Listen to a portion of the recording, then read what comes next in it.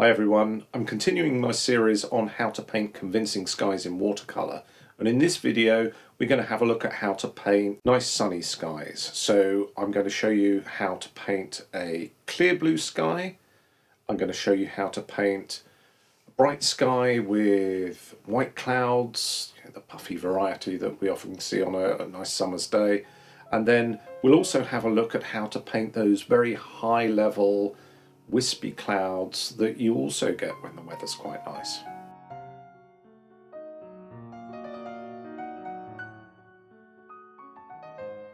So the first thing for us to have a look at is how to paint a clear blue sky, and that might sound terribly simple. However, it's not quite as easy as it may seem. The principles are straightforward, but sometimes the techniques can be challenging. So I'm going to show you a good way of doing this that will enable you to get repeatable results.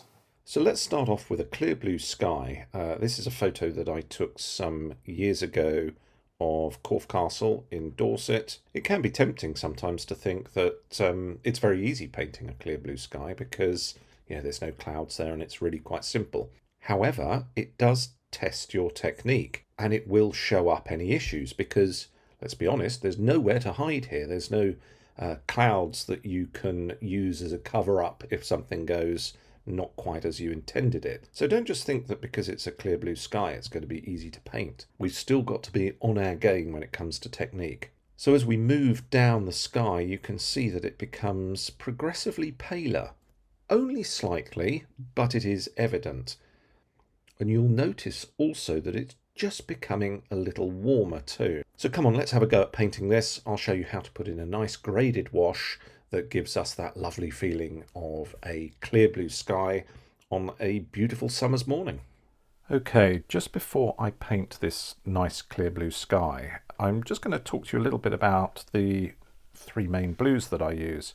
For blue sky, more often than not, it's going to be cobalt blue. It's nice and neutral. It's towards the cooler side of the blues, but there's still a little bit of warmth in there that's quite nice. If I want a warmer sky, maybe sometimes towards the end of the day or closer to sunrise, French ultramarine is nice because there's more red in it. It's a lovely warm blue. If you want to go right to the other end of the spectrum, then something like manganese blue here is lovely and cool. I prefer using this to cerulean, which a number of other artists like to use. I just find it nicer to mix with and it gives the results that I want. But there's no hard and fast rules with these. You use the ones that give you the best results. And ultimately, as you progress, that's what gives your own work a sense of identity. Amongst other things, it's the selection of colours that you use on your palette. So for this one, it's going to be cobalt blue. I've warmed it up with a little bit of permanent rose. And then I've also mixed a warmer colour here, which has got permanent rose in it. Also a little bit of raw sienna as well.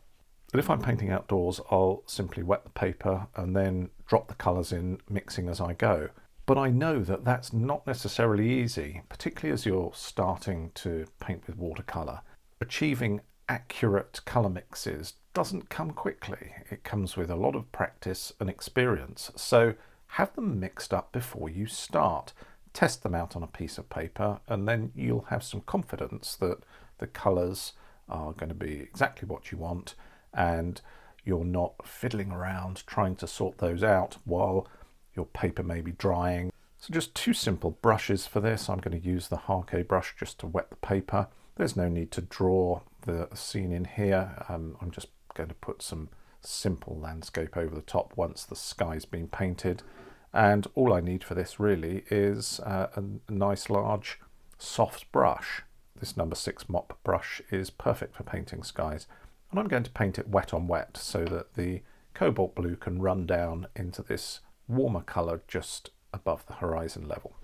Okay, so I've wet the paper and I'm working on some Langton Prestige, and it's a block that's gummed on all four sides. It will still undulate to an extent despite what the manufacturers tell you, and just be aware of that. And it's why I often prefer to stretch my paper, because I know I won't get any undulations at all once I've started painting. Now the board's flat. I load my brush with cobalt blue, start at the top, and keep painting across. And as I'm doing this, the amount of cobalt blue mix in my brush is starting to thin out, as you can see. I'll pick up some warm mix as well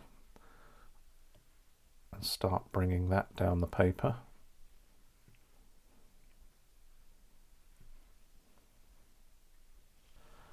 And then carry on with this slightly warmer tone, and it's slightly paler as I come down towards the horizon.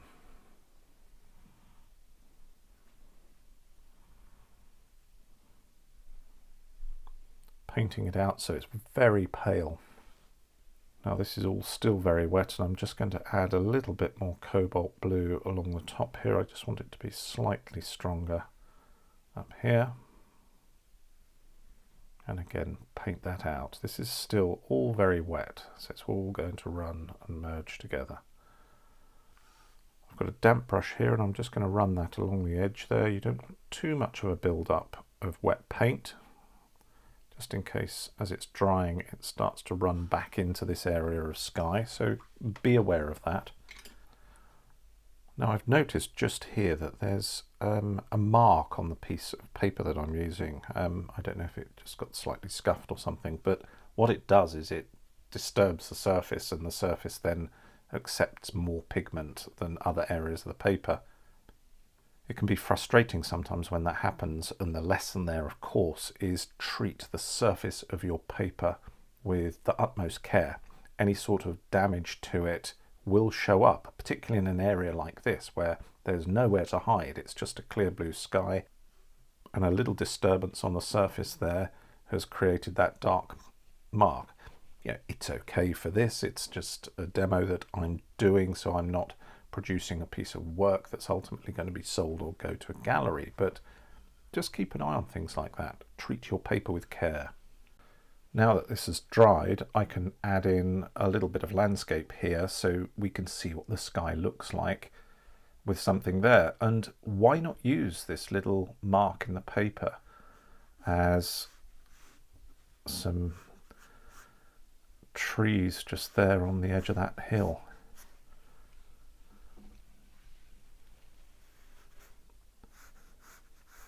Watercolour is all about responding to what happens on your paper, even sometimes when it's things like this, eventualities that you hadn't quite envisaged.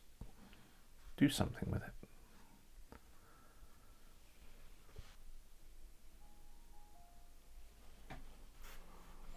Let's have some distant landscape just at the back of Poole Harbour here.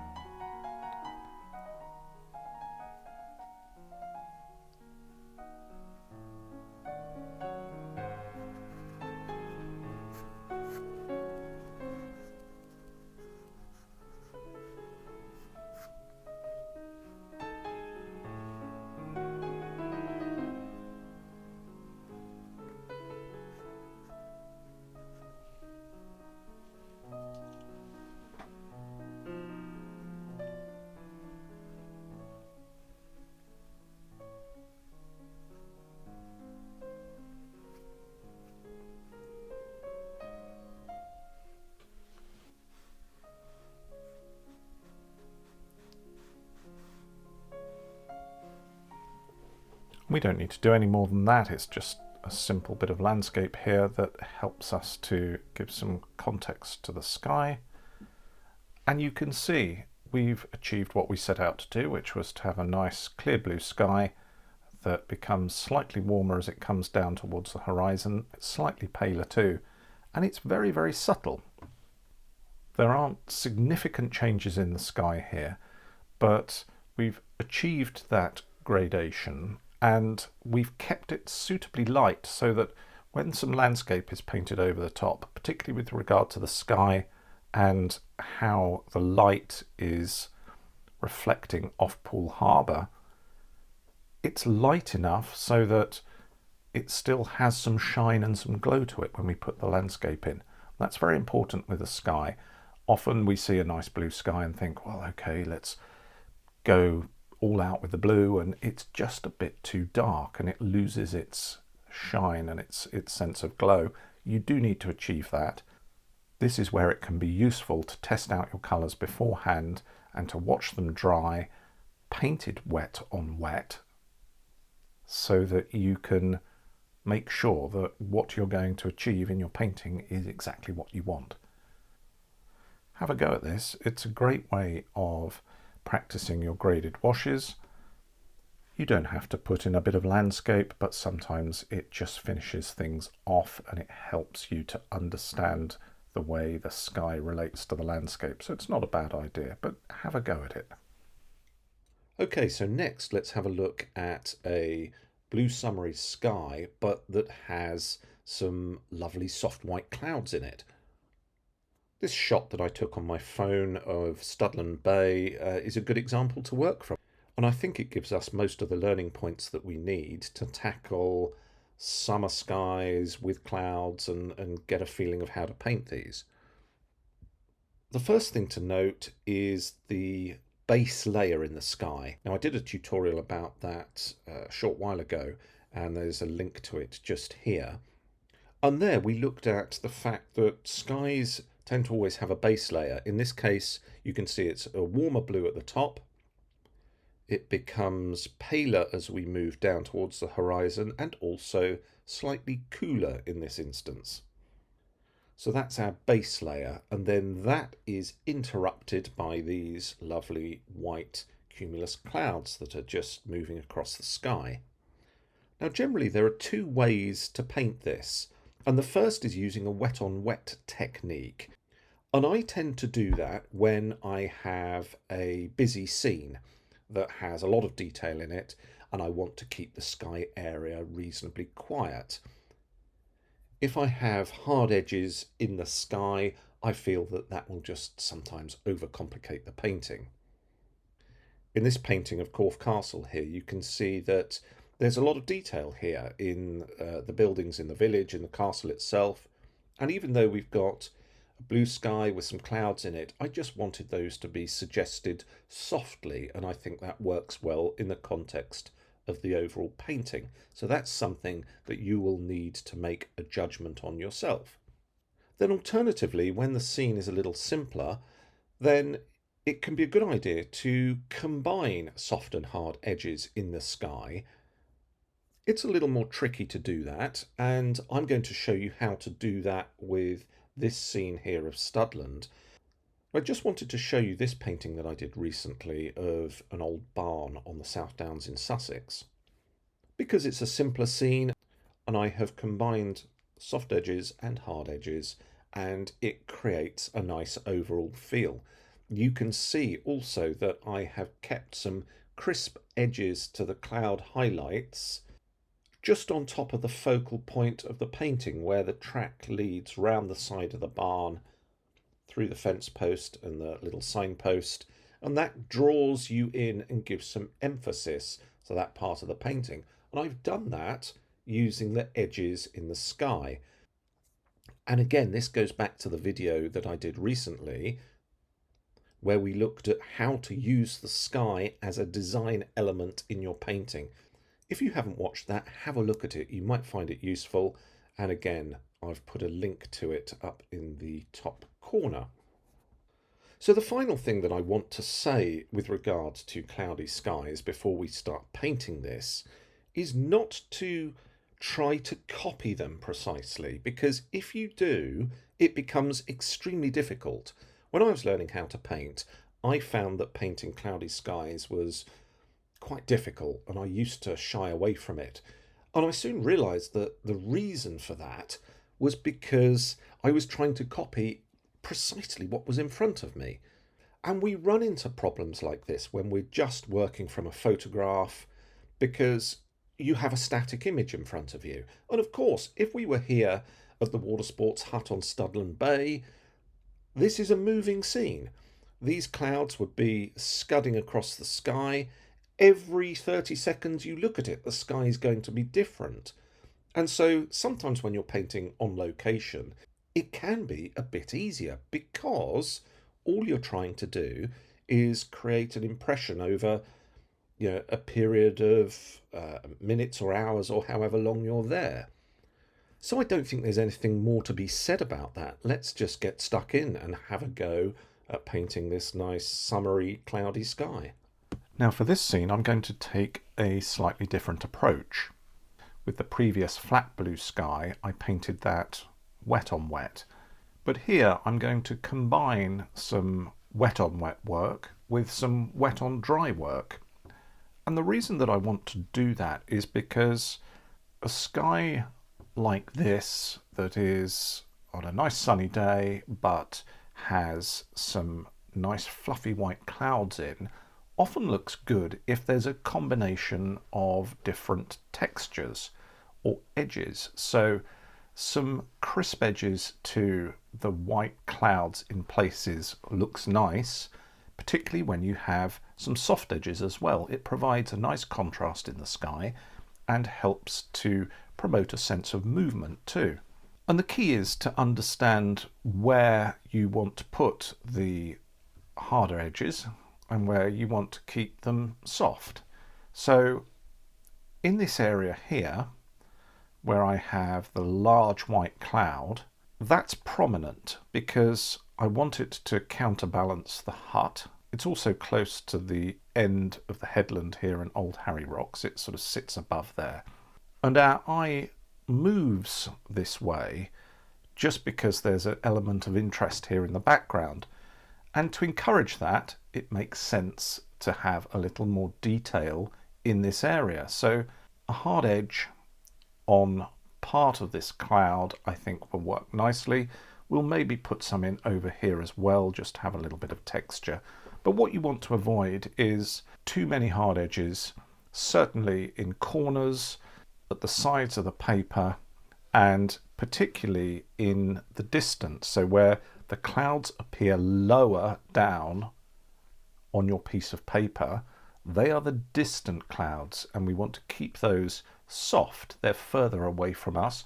We're far less likely to see any sort of detail in them. And by painting them like that, it just helps to create this illusion of depth on your two-dimensional piece of paper. So I've got some colours mixed up here. Cobalt blue again with just a little bit of cadmium red in it to warm it up. And here I have same mix, but I've also dropped in some raw sienna. And you can see that this area here is cooler, it's got more blue in it, and I'll use that for shadows on the clouds as they go further away from us. And then this area here is warmer, I'll use that for shadows on the clouds that are closer to us. Warm colours help to bring things forward, cool colours help them to move into the distance.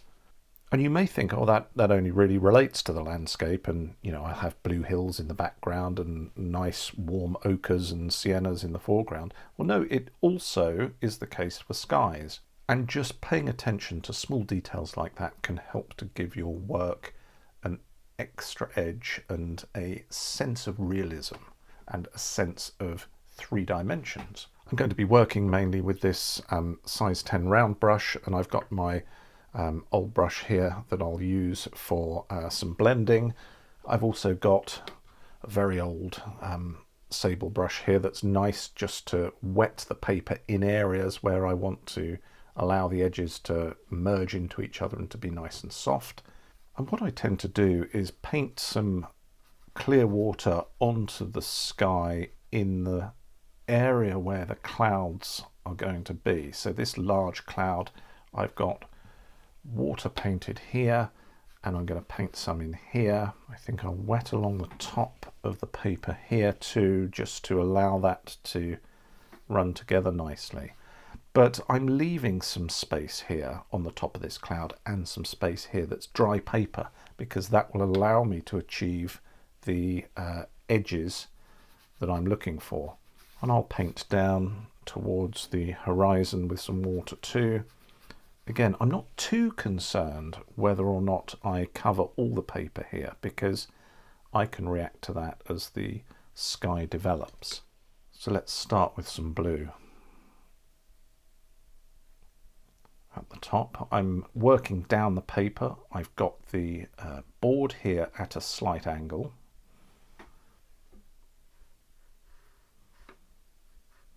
You can see I've got an edge up here, and I like that. I'm just going to keep that in there. I'm going to work with that.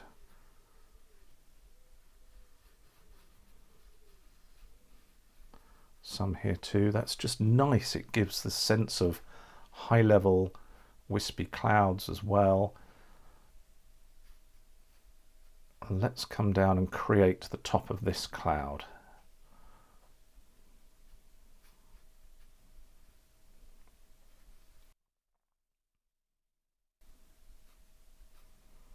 And I'm using the brush on its side here. I'm allowing it to hit and miss the paper. I've got a soft edge here. That's nice. So I've got this hard edge. I've got a soft edge there too, which is all rather nice. I'm going to introduce a bit more water in here because I don't want too many hard edges there.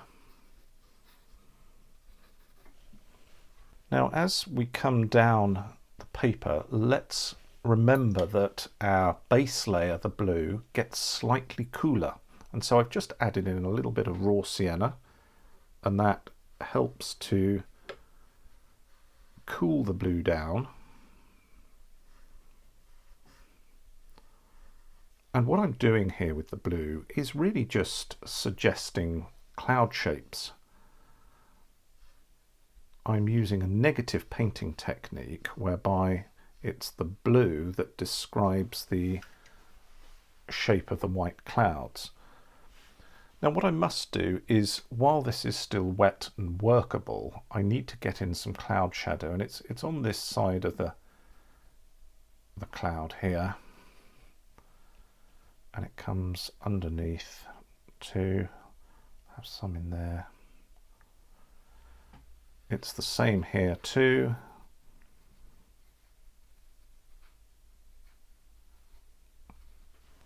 But I don't want hard edges here, so again with my blending brush I'm just going to soften those off in places.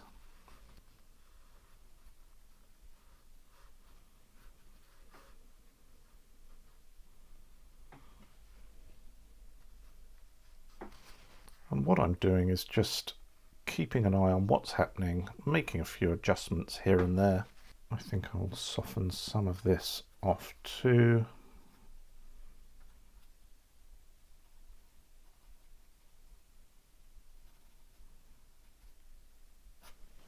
Now I'm going back to the blue, and what I'm going to do here is start making shapes, or suggesting cloud shapes that are smaller, and also the gaps in between them are smaller because they're going away into the distance. Everything is getting cooler, everything is getting smaller, gaps and clouds, and just remember that.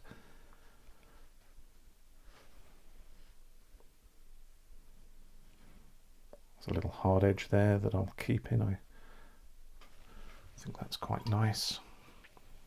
Let's go into some cooler shadow colour. Just adding shadow to the sides and the underneath. It's quite subtle, but it's helping to give these clouds here some definition.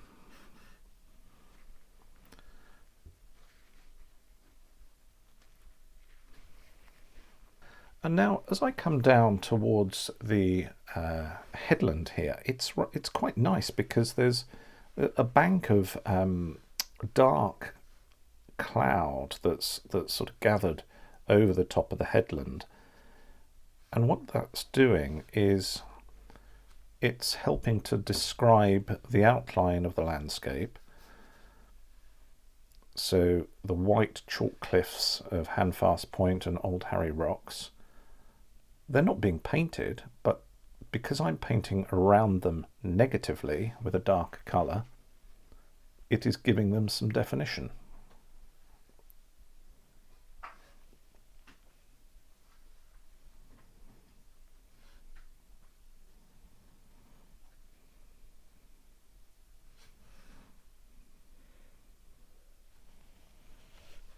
then I think I'll just run that underneath the cliffs here.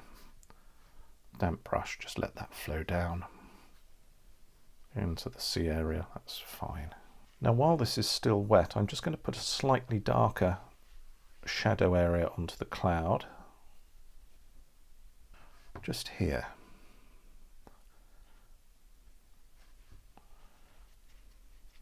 It's nice and warm and it's just a little bit darker, and it helps to define that cloud there quite nicely. And I can come down over this cloud here and just put a little bit of work, if I want to, into defining the top edge of that cloud. It shouldn't really have an edge here at the bottom. That doesn't look right, so I can lose that and help that settle in a little bit more. But that's quite a nice effect. I've now got two clouds there, and I rather like that. And this is a good time just to have a look at the sky and see if there's anything that needs tweaking. You can do it while it's wet, but you can only do it with a damp brush. You can see this is not wet, it's just damp, it's just cold to the touch, but it's enough to lose some hard edges where I don't want them and to allow things to blend together. If I was to use a very wet brush, then of course it would start to disturb the pigment on the paper and we would have runbacks occurring, which we don't really want. What we don't want also is this gap in the sky here, which I've just noticed because I was not paying attention.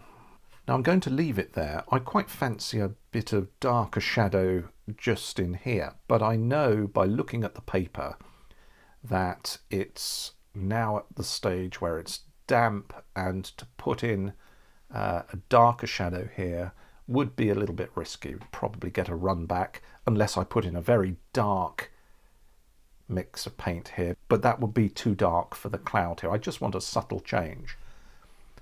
I'm not going to do it in this video, but I have shown you how to do this before. But it's an opportunity for you to fine-tune the sky with a secondary wash. And the way you would do that is to let this dry completely, and you can re-wet the sky just in this area here with a little spray bottle, perhaps is sometimes useful, or just a brush, very soft brush with some clear water, and then drop in some darker tone, and that's not going to disturb any of the paint. That will have already dried. So it's a nice low risk way of fine-tuning your sky. But as it is, I'm quite happy with it. We've got some nice hard edges here at the top of that cloud, giving it some definition. There's some over here too. These little areas of broken wash are giving a sense of movement, of clouds moving across the sky, which is quite nice. We've got the blue sky in there. It's darker, it's slightly warmer at the top, it's cooler as we come down, it's paler too. And I'm just going to let that dry completely, and then I will put in one or two quick washes here for the landscape, because that's really important with cloudy skies. Often you'll look at the sky you've just painted and it's easy to fall into the trap that there's just too much going on, it's too busy and I don't like it, and I'm going to start fiddling around with it and putting more colours in and scrubbing bits out, and oh no, the whole thing's just turned into a complete disaster. Well, you need to wait. You need to leave it. You need to start putting in landscape elements, and then it brings the sky into the overall painting, because at the moment it's just an abstract collection of shapes and edges. Once you start to define headlands, cliffs, huts, beaches, sea, this starts to have some meaning, and once you've done that, you can have a look at the sky and appraise it and go, do you know what? It was actually pretty good. I don't even know what I was worried about in the first place. Okay, let's just put in some sea here, just a quick wash.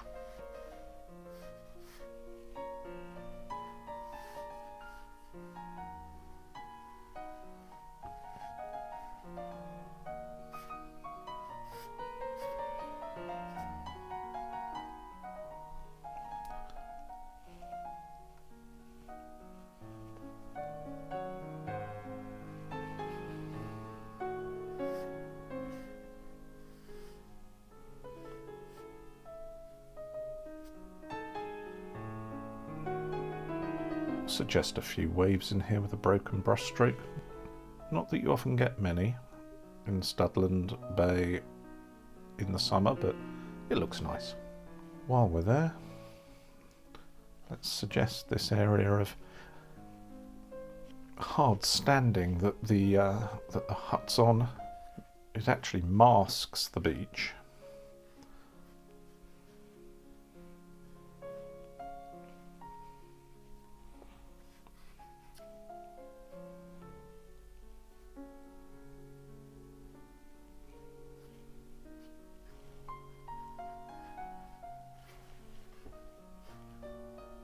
Let's put in some grass on the headland here. There's a darker area of trees in here. Little raw sienna and Payne's grey. Does the trick. I'm not going to put any more in than that. That's just enough to suggest some landscape, and it starts to give the sky some context. And it really doesn't need any more work done to it. And in fact, if you can get your sky done in one wash, then that's fantastic. It has a freshness to it that is difficult to replicate once you start putting additional washes over the top. You need to be very careful when you do that. So let's leave it like that. That's fine. There's something interesting though that I wanted to point out here, because it's completely unintentional. It has sort of almost nothing to do with the subject that we're talking about. But I know that a lot of people like to use hairdryers when they're painting in order to speed along the drying process of the paint. I hardly ever do that when I'm painting away from the video camera, but in order to speed things along in the filming process, I tend to use it just to get stages speeded up for the next bit of filming. One thing that you need to be aware of when using a hairdryer, particularly if you have it on a warm setting, is that it starts to affect the way the paper behaves. Firstly, it might dry the wet paint there that's on the surface, for sure, but it'll actually warm the paper up too. So when I painted these trees in here, I could tell I was putting them on with plenty of wet paint, no problem there. But it dried far too quickly. The paper was quite warm over here, and it's gripped and created a sort of funny shaped edge there, which is okay. You know, I can get away with those looking like distant trees, but that shape and the way that paint has settled there is a direct result of painting on paper that's too warm. So just a little tip there: if you want to use a hairdryer, either use it on a cold setting or allow your paper to cool down a little bit before you get on with your next wash. Ideally, don't use them at all. Right, that's enough about hair dryers. No more beauty tips, I'm afraid.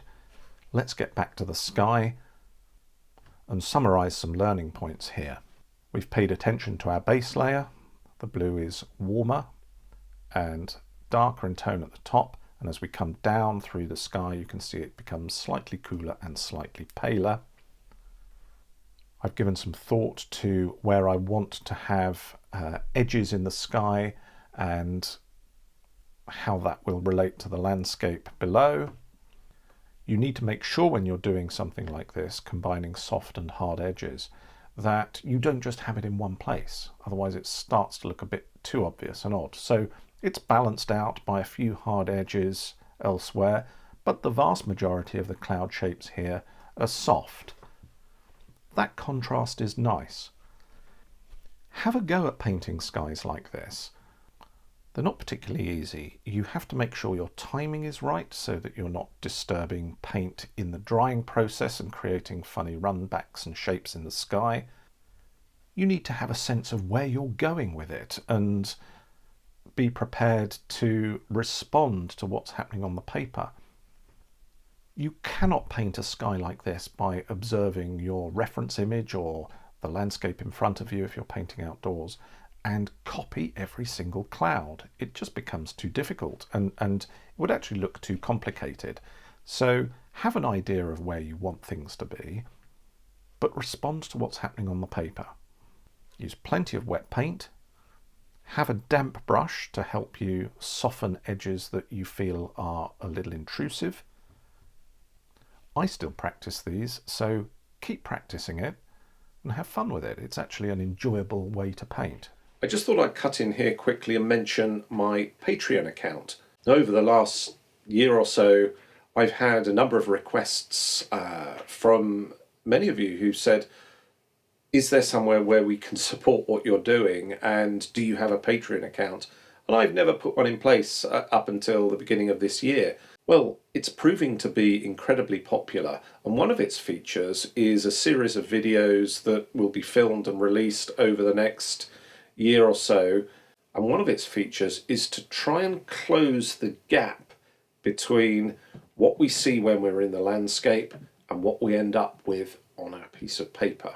It's something that I know a lot of you find difficult. I found it very difficult when I was learning how to paint, and I still do to a certain extent, because often we don't always end up with a result that matches our expectations or what we saw when we were looking at the landscape. So I've got some structures and some strategies that help with that, and we're going to be focusing on that as we go through that particular program. I've put a link in the description that will take you through to the Patreon channel. Have a look at it if you haven't had a chance to do so yet. I know that many of you have already joined up, so thanks ever so much for that. I really appreciate the support and hope you're enjoying it. Let's get back to the painting. Now, the final summer sky that I want us to have a look at is sort of a halfway house, really. It's somewhere in between a clear blue sky and one that's got some nice white puffy clouds in. And you often get skies like this on a lovely summer's day where the clouds are much higher, and so we don't get to see the large shapes, we don't get to see so much detail. And they often just take on the appearance of paler, soft-edged shapes in the sky. And that's a good way to think about them when you come to paint them. Again, in this image on Swanage Beach, we can see the base layer. It's a lovely warm blue at the top. As we come down, it's getting slightly cooler. And then it's moving into this warm grey. It's a little bit darker in tone than the white, but it's a warm grey as we come down towards the horizon. With a sky like this, I want all of these clouds or suggestion of clouds to be soft-edged.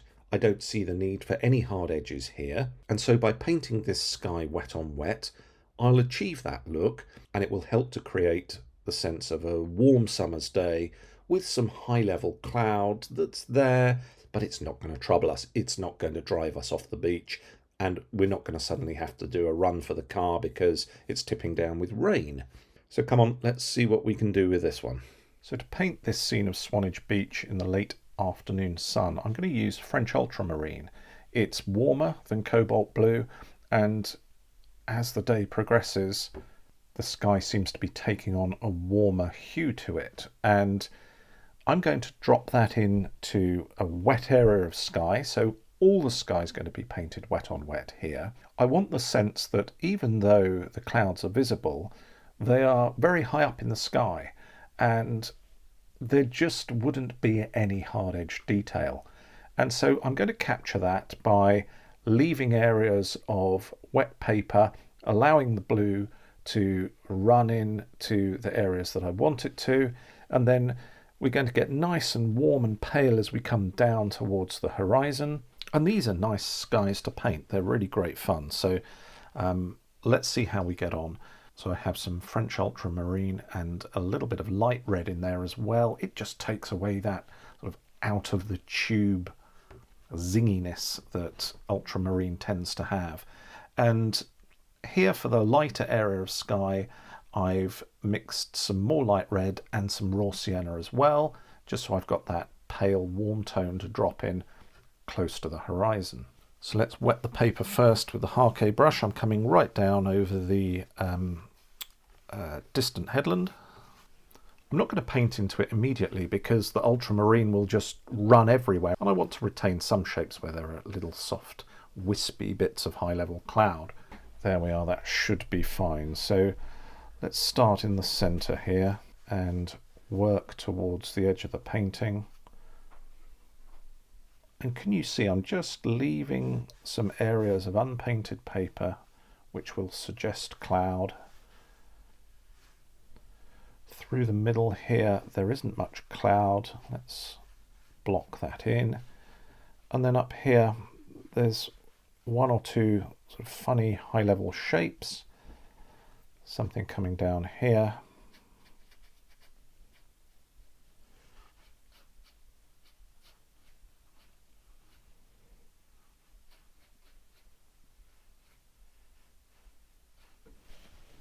That's quite nice. And then when we get into this area here where you can see there's this sort of broken area of sky and cloud here, I'm just going to dot in some blue. It might look strange at the moment, but I'm going to come back with my blending brush and sort this out shortly.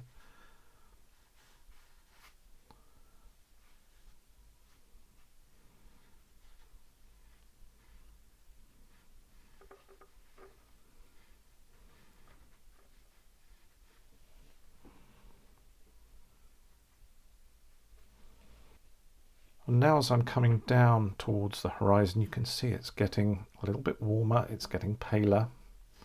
Still a suggestion of clouds in the sky.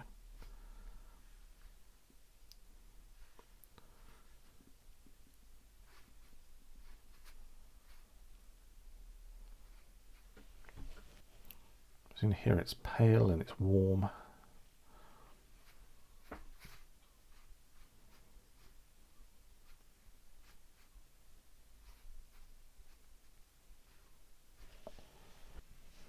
That's my ultramarine in largely where I want it, although I will just put a slightly stronger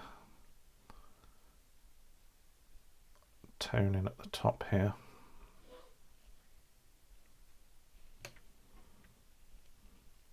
Just want something in there.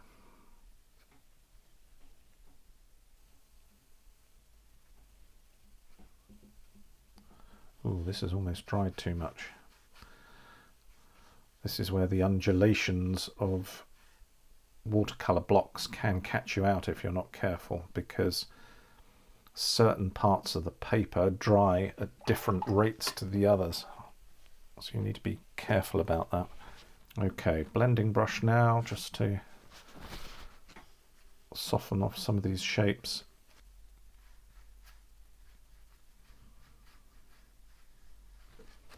And then with a smaller number 6, I can just put in a little bit more blue here in this broken area of cloud.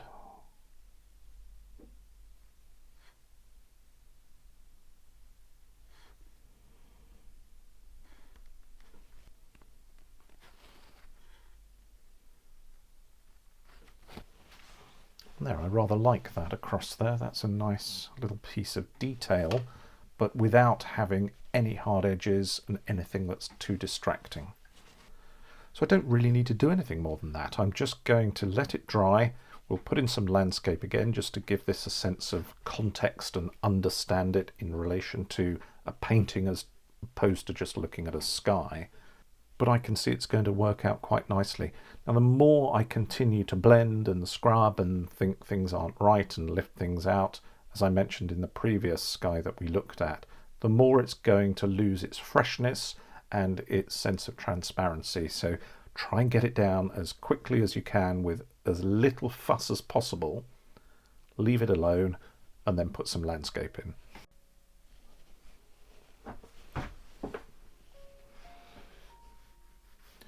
Well, let's just put some sea in here.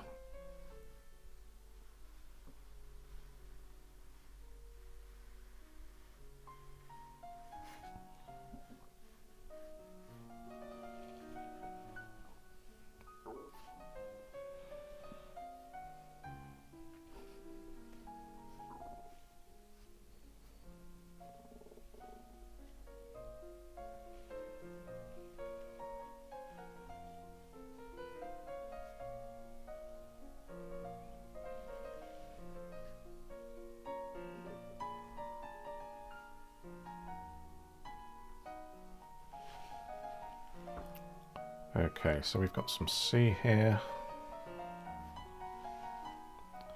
running into the sand.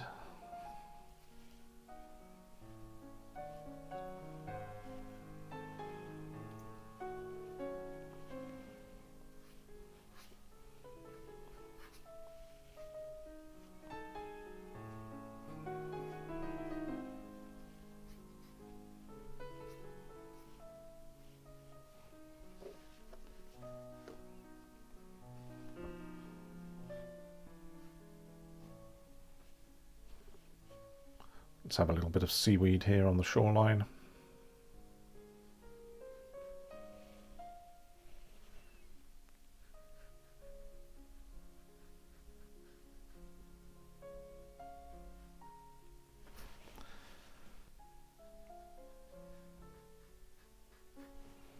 That's plenty.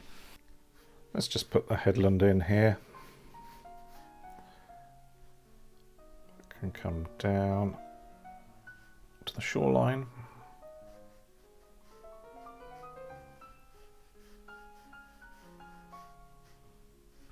Let's just change up the colour in some grey blue.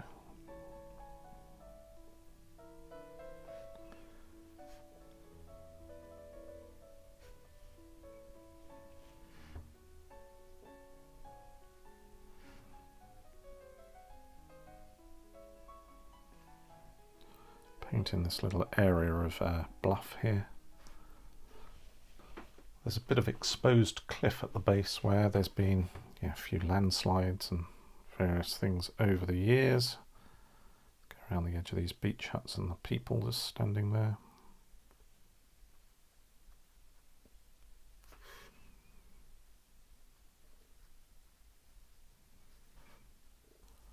Few beach huts in here. Let's suggest those, but let's not do too much. This is the sky tutorial. It is not a painting of Swanage Beach per se.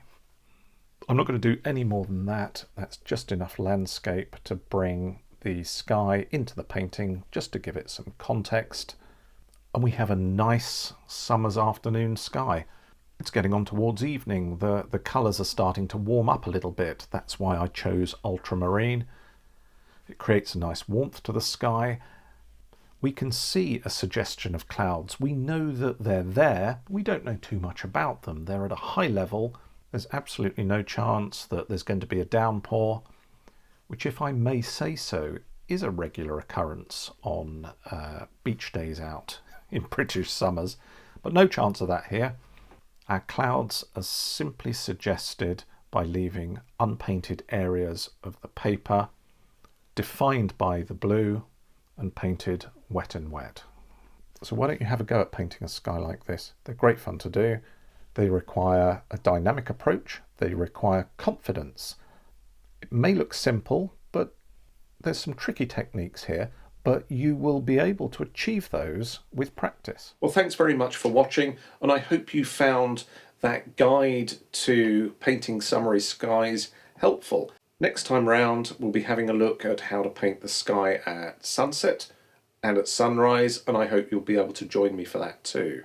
Why don't you have a go at painting those three skies that we looked at? They're an excellent way of developing technique, and it will help you to build up your confidence when you come to painting skies. Always keep in mind that these may look simple. However, I've been doing them for years and I've made an awful lot of mistakes doing these.